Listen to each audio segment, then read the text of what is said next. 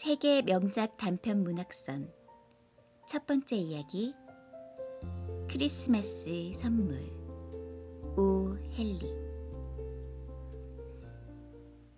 1달러 87센트 그것이 전부였다. 그리고 그 중에서 60센트는 1센트짜리 동전이었다.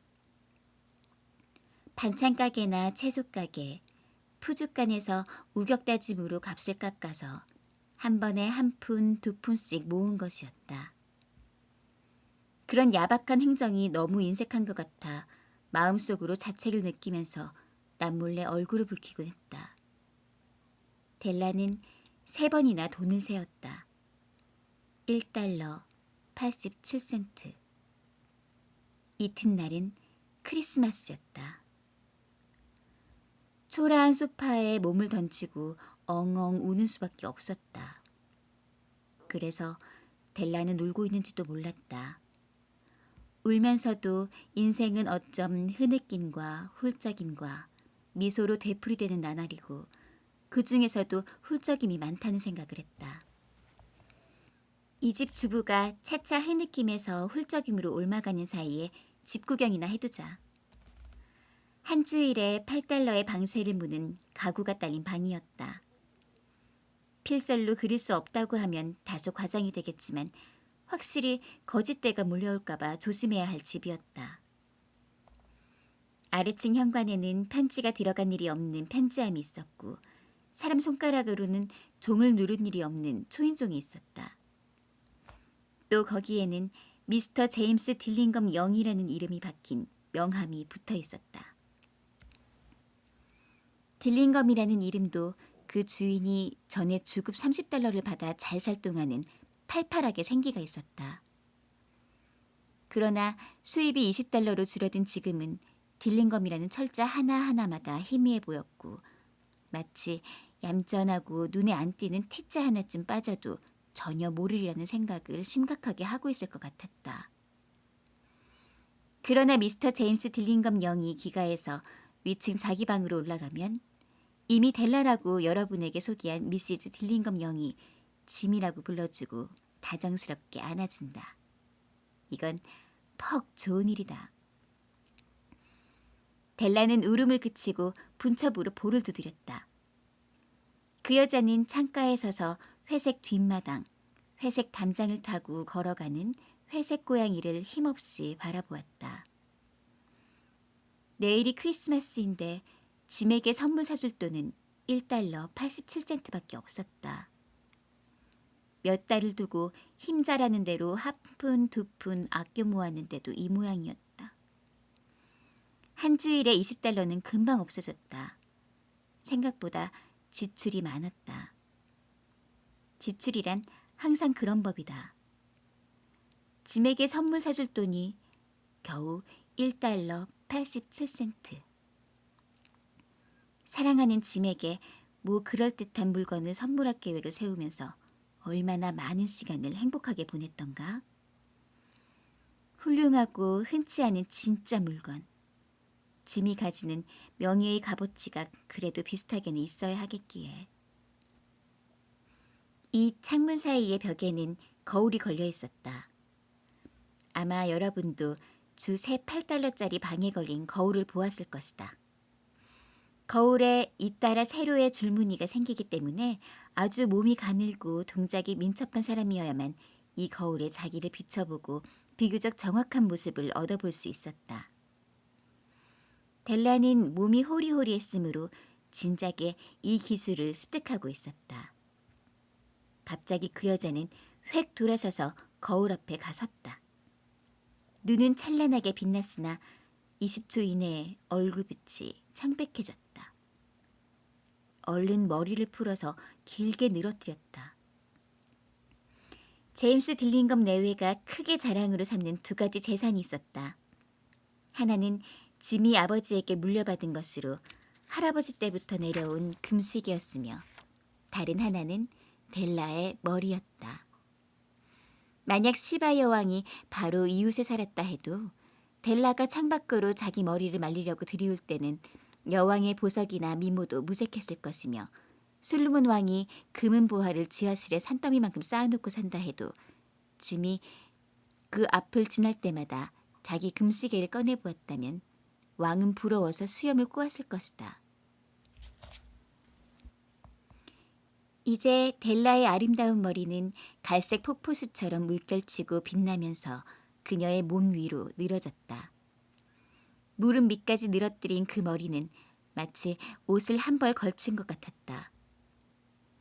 이윽고 그 여자는 초조한 듯 빠른 솜씨로 다시 머리를 틀어 올렸다. 잠깐 머뭇거리며 조용히 서 있는데 눈물이 한두 방울 붉은색의 낡은 융단에 떨어졌다. 낡은 갈색 웃도리를 급히 주워 입었다.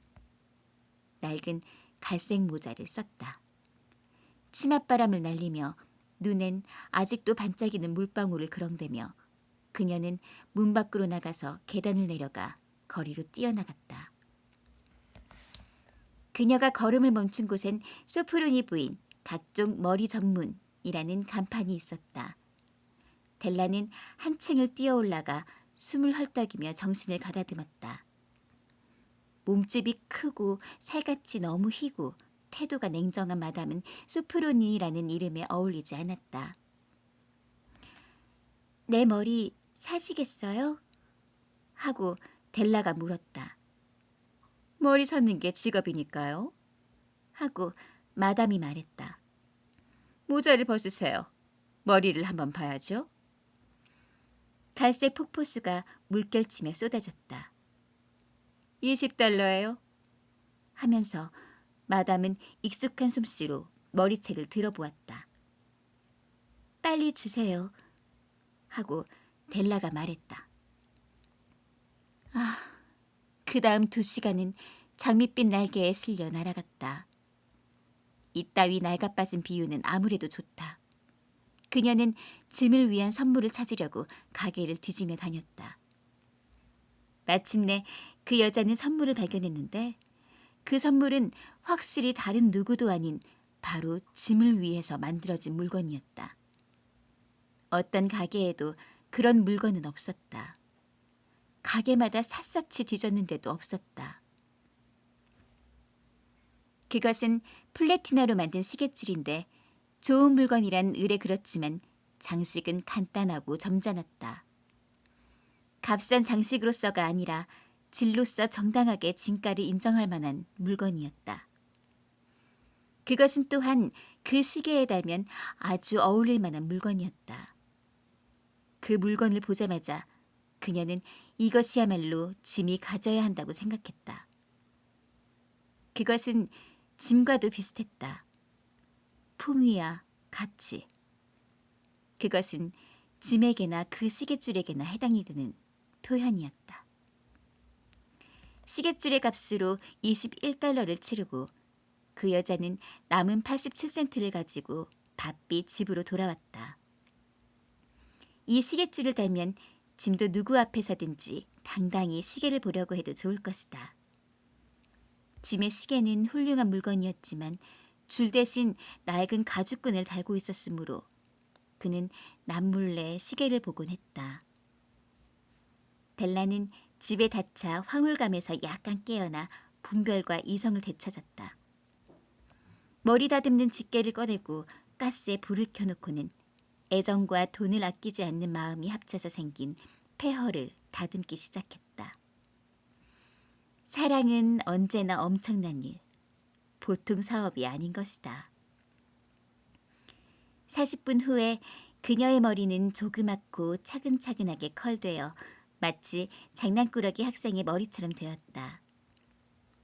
그녀는 거울에 비친 자신의 모습을 오래도록 주의 깊게 살펴보았다. 짐이 나를 2번 다시 안 보겠다고 하지 말았으면 하고 그녀는 혼자 중얼거렸다. 코니 아일랜드의 합창대 소녀 같다고 하겠네. 그렇지만 달리 무슨 수가 있었겠어. $1.87로 난들 무슨 수가 있었겠냐고. 7시에는 커피를 끓여놓고 난로 뒤쪽에 프라이팬을 얹고서 언제든지 요리를 할 수 있도록 뜨겁게 해놓았다. 짐은 늦은 일이 없었다. 델라는 시계줄을 소중히 한 손에 쥐고 언제나 그가 돌아오는 문가의 테이블 한 구석에 앉아 있었다. 이윽고 멀리 아래층 계단에 그의 발소리가 들리자 델라는 순간 얼굴이 파랗게 질렸다. 아무것도 아닌 보통 일에도 가만히 기도를 드리는 버릇이 있는 델라는 나지막하게 기도했다. 하느님, 그이가 나를 예쁘다고 생각하게 해주세요. 문이 열리고 짐이 들어와 앉았다. 그는 몸이 야위긴 했으나 무척 성실한 사람처럼 보였다. 가엾게도 지금 나이가 겨우 22살인데 가족을 거느리고 고생을 하고 있었다. 그는 외투도 새로 지어 입어야 했고 장갑도 없었다. 짐은 메추라기 냄새를 맡은 사냥개처럼 움직이지 않고 문 안에 우뚝 서 있었다. 그의 눈은 델라를 주시하고 있었으며 그 시선엔 그 여자가 알 수 없는 기미가 들어있어서 와락 겁이 났다. 그것은 노여움도 아니고 놀람도 아니고 책망도 공포도 아니고 델라가 미리 각오한 어떠한 감정도 아니었다. 그는 그 이상한 표정으로 아내를 뚫어지게 바라보고 있었다. 델라는 어색하게 테이블 곁을 떠나 그에게로 다가갔다.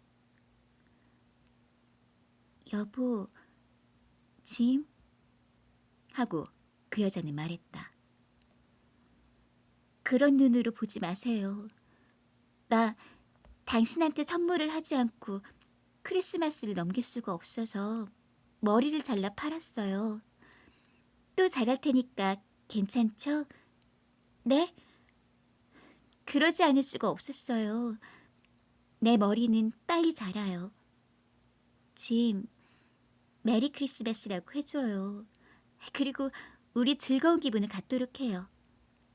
내가 얼마나 멋있는 정말 예쁘고 훌륭한 선물을 마련했는지 당신은 모르실 거예요. 머리를 잘랐어? 하고 짐은 말에 힘을 주어 물었다. 아무리 머리를 쥐어짜도 이 엄연한 사실이 빨리 이해가 되지 않는 모양이었다. 잘라서 팔았어요. 하고 델라가 말했다. 그래도 전이나 다름없이 날 좋아하시죠? 머리카락이 없어도 나는 나 아니에요? 그렇죠? 짐은 이상하다는 듯이 방을 둘러보았다. 당신 머리칼이 없어졌다는 거요? 그는 바보스러운 표정으로 또 물었다. 찾아도 없어요. 하고 델라가 말했다. 팔아버렸다니까요. 팔아버려서 없어요. 오늘은 크리스마스 이브예요. 귀여워해 주세요. 당신을 위해서 없앴으니까요. 아마 내 머리숱은 셀 수 있었겠지만 당신에게 쏟는 내 사랑은 아무도 세지 못할 거예요. 저녁 차릴까요? 하고 그 여자는 갑자기 애정이 담뿍 담긴 목소리로 말했다. 짐은 멍한 상태에서 갑자기 깨어나는 것 같았다.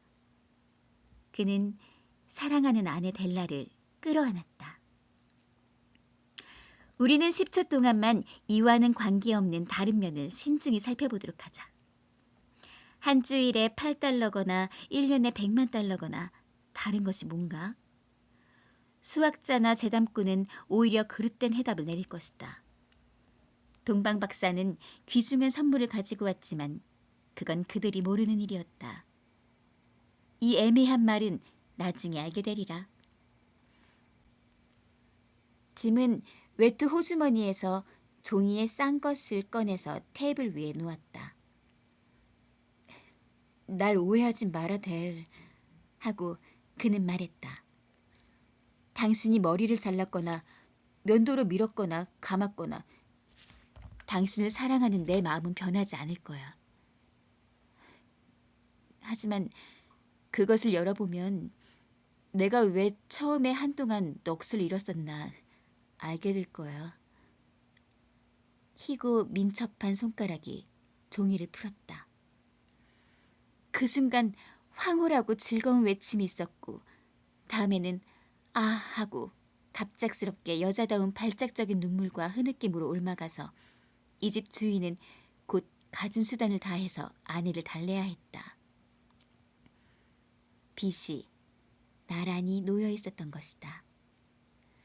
델라가 브로드웨이의 상점 진열장에 있는 것을 보고 오랫동안 동경하던 빗으로 옆과 뒤에 꽂는 한 쌍이었다.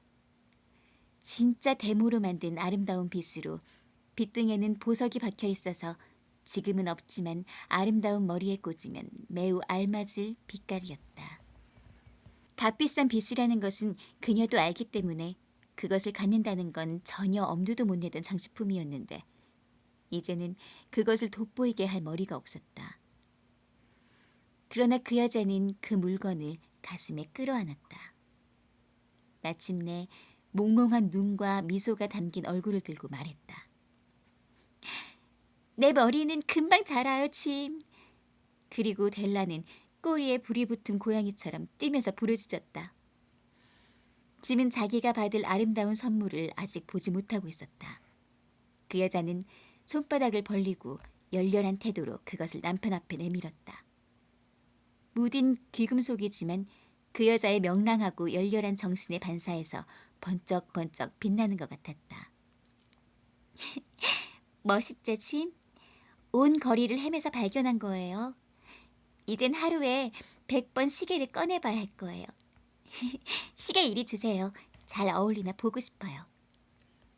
짐은 시키는 대로 하지 않고 침상을 뒹굴면서 두 손을 머리 뒤로 베고 빙그레 웃었다. 델, 하고 그가 말했다. 둘 다 크리스마스 선물은 당분간 넣어두기로 하자고. 지금 당장 쓰기엔 너무나 훌륭해. 난 당신 비쌀 돈을 마련하려고 시계를 팔았어. 자, 이제 저녁이나 차리지? 동방 박사는 여러분도 알다시피 현명한 사람들이다. 놀라울 만큼 현명하게 구유에 든 아기에게 선물을 가지고 왔다. 현명했으니까 선물 또한 현명한 물건이었음에 틀림없고 아마 중복될 때는 교환할 수 있는 특전까지도 마련했었을 것이다. 그런데 여기서 나는 가장 현명하지 못하게 그들의 최대의 과보를 희생한 어리석은 가난한 부부의 대수롭지 않은 이야기를 그나마도 서툴게 이야기했다. 그러나 현대인들에게 마지막으로 한마디 하고 싶은 것은 선물을 주는 모든 사람 가운데서 이 부부가 가장 현명하다는 것이다. 진실로 선물을 주고받는 모든 사람 중에서 이 사람들이 가장 현명했다. 어디를 가든 이런 사람들이 가장 현명한 사람들이다. 이들이야말로 진짜 동방박사인 것이다.